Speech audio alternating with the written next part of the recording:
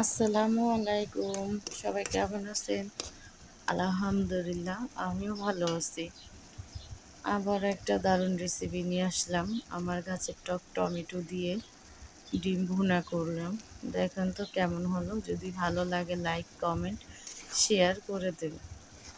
আমি যখন স্কুলে পড়তাম আমাদের স্যার বলতো, একটু পড়া না পারলেই মানে খুব রাগ করে বলতো, অনেক আদর করতো স্যার আমাদের। যে এই দুষ্ট গোয়ালে থেকে শূন্য গোয়াল অনেক ভালো। কেন বলতো তখন তেমন একটা বুঝতাম না, হাইসা উড়ে দিতাম যে স্যার মনে হয় এমনি আমার সাথে দুষ্টুমি করে। কিন্তু এখন বুঝি যে কেন বলতো।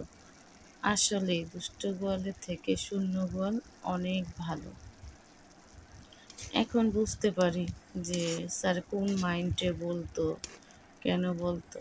স্যারকে অনেক মিস করি যে স্যারের প্রত্যেকটা কথা না জীবনের সাথে এখন মিলিয়ে যায়।